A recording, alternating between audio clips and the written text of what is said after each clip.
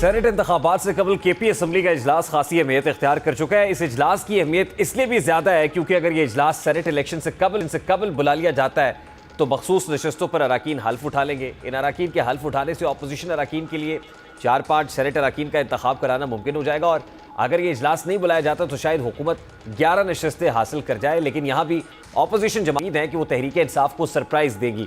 Opposition اس وقت اب کے پی میں اپوزیشن جماعتیں سینٹ الیکشنز کے اندر کیا سرپرائز دے سکتی ہیں؟ ابھی تو یہ ہے کہ اسپیکر اگر اجلاس نہیں بلا رہے، مخصوص نشستوں کے اوپر حلف نہیں ہوتا، تو پاکستان تحریک انصاف لائکلی 11 میں سے کوئی 10 نشستیں نکال لے۔ لیکن تحریک انصاف کو یہ خدشہ ہے اب کہ اگر یہ اجلاس بلایا جاتا ہے، حلف اٹھا لیتے ہیں، مخصوص نشستوں والے اراکین بھی آ جاتے ہیں، تو 11 میں سے کوئی 6 نشستیں پاکستان تحریک انصاف حاصل کر پائے گی۔ لیکن اس کے باوجود اگر یہ اجلاس نہیں ہوتا، حلف نہیں ہوتا، تو اپوزیشن یہ کہتی ہے کہ وہ پھر بھی سرپرائز دینے کی پوزیشن میں ہیں۔ اسد کیسر صاحب اس متعلق کیا کہتے ہیں؟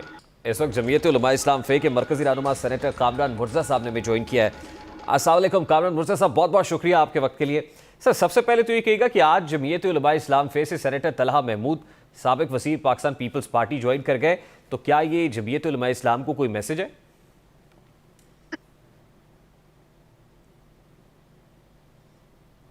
جی کامران صاحب، آپ تک میری آواز پہنچ رہی ہے؟ آواز تھوڑی سی کٹ کی آ رہی ہے۔ جی کامران صاحب، میں نے سوال یہ کیا کہ آج سینیٹر طلحہ محمود نے پاکستان پیپلز پارٹی جوائن کر لی، تو سابق وزیر بھی ہیں جمعیت علماء اسلام سے، سینیٹر بھی، تو کیا یہ کوئی جمعیت علماء اسلام فے کو کوئی میسج تو نہیں؟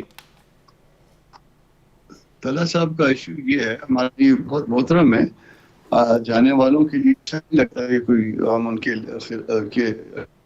کوئی بات کریں، مگر اسٹل جو ہے 3 سینیٹر پارٹی نے بنایا، جمعیت اسلام پاکستان نے ان کو 3 دفعہ سینیٹر بنایا، اور ابھی جو 16 مہینے کی جو گورنمنٹ ہماری اس میں جو ہے وہ منسٹر تھے اور 2 پورٹ فولیو تھے۔ جب مفتی ہو گئے تو ان کا پورٹ فولیو بھی ان کے پاس آ گیا، سیفران بھی ان کے پاس تھا۔ پھر جو ابھی جنرل الیکشن گزرے ہیں اس میں ان کے پاس جو ہے چترال سے ٹکٹ ہولڈر تھے، اور انہوں نے الیکشن لڑا، ان کی نے الیکشن لڑا، ان کو بھی ٹکٹ دیا گیا۔ اس کے باوجود اگر کوئی چلا جاتا ہے، تو مجھے نہیں سمجھ آتی کہ کیوں چھوڑ کے چلا جاتا ہے، جب پارٹی نے تمام تر بینیفٹس دیے ہیں۔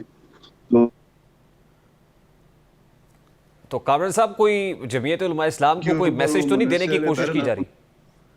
یہ اس میں کوئی پیغام تو نہیں ہے جے یو آئی کے لیے؟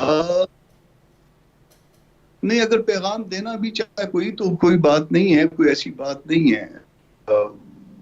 اللہ پاک خیر کریں گے، جمعیت جو ہے وہ پہلے کی نسبت آگے بڑھ رہی ہے، اور اگر کوئی اس طرح کا پیغام ہے اور کسی کو اگر اس طرح سے توڑ یا اس کو جو بقول عزم خود جو ہے نا وہ کہ جی ہم عوامی خدمت کرنا چاہ رہے ہیں، تو اس کا مطلب ہے گزشتہ 18-20 سال سے عوامی خدمت نہیں ہو رہی تھی، تو اب 20 سال کے بعد یہ خیال آیا کہ عوامی خدمت کرنے، تو اس طرح کی خدمتگار اگر کوئی ہیں تو وہ بھی بے شک اگر جانا چاہیں سر آنکھوں کے اوپر، ہم ان کے لیے بھی دعاگو ہوں گے۔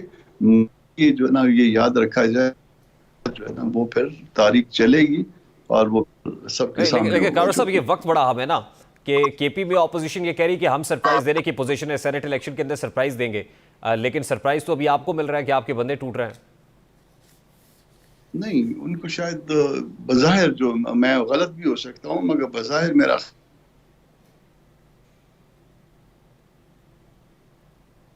دیا جاتا، تو بات یہ ہے کہ ان کے پاس جنرل الیکشن میں ٹکٹ تھا، ان کے بیٹے کے پاس بھی ٹکٹ تھا، اور وہ الیکشن نہیں جیت سکے۔ اب دوسرے بھی تو ساتھی ہیں نا، ان کو بھی جو ہے ان کی اہمیت ہر چیز جو ہے نا وہ اپنی جگہ پہ، سر آنکھوں پہ، پھر اس بات پہ کہ ایک خاص مدت کا خاص وقت ان کو کوئی ٹکٹ نہیں دیا گیا اور اس کے بعد کسی اور پارٹی کو جوائن کر لینا، یہ غیر مناسب بات ہے۔ اچھا کامران صاحب، میرا خیال سگنل اسٹرینتھ کا کوئی پرابلم ہے، مجھے بڑا کان لگا کے آپ کی بات سننی پڑ رہی ہے اور ویورز تک بھی پہنچے گی۔ میرا آپ سے سوال یہ کہ سر، سینٹ الیکشنز کا جو معاملہ ہے وہ بہت کروشل ہے at this point in time. اب اس میں اگر اپوزیشن نے سرپرائز دینا ہے پی ٹی آئی کو تو کیا کرنا ہے؟ پھر ان کے بندے توڑنے ہیں، کوئی ہارس ٹریڈنگ کرنی ہے، کوئی بولیاں لگنی ہے، یہ کیسے سرپرائز ہوگا؟ دیکھیے، اگر ہارس ٹریڈنگ ہوئی، وہ تو جتنی بھی جو نا اگر کوئی بدبو ہو اور یا خوشبو بھی سب کو پتہ چلتا ہے اور بدبو کا بھی سب کو پتہ چلتا ہے، تو جو کچھ بھی ہوگا وہ ایک آدھ دن کی سرفس ہو جائے گا، اور پھر اس کے بعد وہ تاریخ میں ان کے بعد جن لوگوں نے یہ حرکت کی ہوگی ان کے کریڈٹ میں یا ان کے اگینسٹ لکھا جائے گا. تو جو بھی اس طرح کی حرکت کرے گا وہ پھر اپنے سامان کا خود ذمہ دار ہے. وہ میرا خیال ہے کہ لوگ عوام اس کو معاف نہیں کریں گے. میں نے یہ شارٹ پلے کیا فیصل کریم کنڈی صاحب کا. لیے فیصل کریم کنڈی صاحب کہتے ہیں کہ اپوزیشن سرپرائز دے گی, تو آپ سمجھتے ہیں کہ یہ بات درست نہیں ہے؟ یہ کنڈی صاحب جو بات کر رہے ہیں یہ ہو سکتا ہے کہ اس میں جمہوری اصولوں کی خلاف ورزی کر کے کوئی سرپرائز دینے کی بات کر رہے ہو؟ اگر کسی نے پیسے کے زور پہ یا کسی عہدوں کے لالچ کے زور پہ اس طرح کا سرپرائز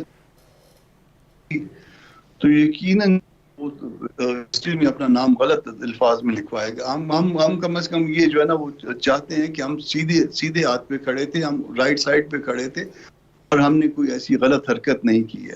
اگر کوئی اس طرح کا سرپرائز دیتا ہے اور اگر کوئی اس سے کسی کو نقصان پہنچ بھی جاتا ہے تو وہ نقصان باقی ہوتے ہیں, اس کا جو ہے فائدہ ان کو کوئی بھی نہیں ملے گا. الٹیمیٹلی وہ لوزر ہوں گے, وہ اپنی ریپوٹیشن لوز کر. کامران صاحب آپ بڑے سینئر قانون دان ہیں, اس وقت ایک قانونی جنگ بنی ہوئی ہے کے پی کے فرنٹ پہ. اسپیکر صاحب کو گورنر نے لکھا, اور گورنر بھی ظاہر ہے جے یو آئی فے کے حمایت یافتہ ہے, جے یو آئی سے اسپیکر اجلاس نہیں بلا رہے ہیں. معاملہ اس وقت پشاور ہائی کورٹ کے اندر ہے. اسپیکر سے جواب مانگا ہے, کل تک کے لیے مہلت دی ہوئی ہے. بینگ سیزنڈ لائر آپ کیا سمجھتے ہیں, قانونی پوزیشن کیا ہے؟ دیکھیے اسپیکر ایک دستوری عہدہ ان کے پاس ہے, گورنر کے پاس بھی ایک دستوری عہدہ ہے, اور یہ اجلاس جو ہے اور سی ایم جو ہے وہ بھی ظاہر ہے وہ کیبنٹ کو لیڈ کرتے ہیں, وہ بھی ایک دستوری عہدے پہ ہیں. تو یہ اگر کوئی کسی کے پاس جو ہے نا رائٹلی یا رانگلی, بلکہ اب تو رائٹلی ہے کیونکہ اب تو عدالتی کے نتیجے میں جو ہے نا وہ سیٹیں آئی ہیں, اور اگر کسی نے غلطی کر کے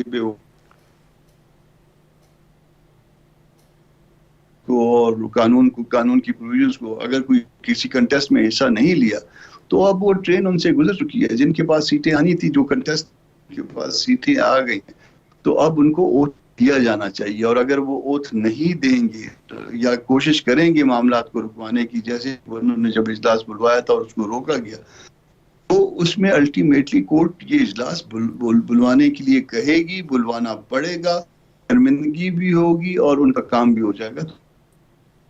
تو آپ کیا سمجھتے ہیں کہ پھر اوتھ کون لے گا؟ اگر اسپیکر اوتھ نہیں لیتے, اور اجلاس تو بہت ضروری کنوین کرنا, اجلاس ہوگا تو اوتھ ہوگا, اگر یہ نہیں ہوتا تو کیا پھر یہ ان لوگوں کے بغیر جو مخصوص نشستوں پر جو آپ کو ملنی ہے اس کے بغیر سینٹ الیکشن ہو جائے گا؟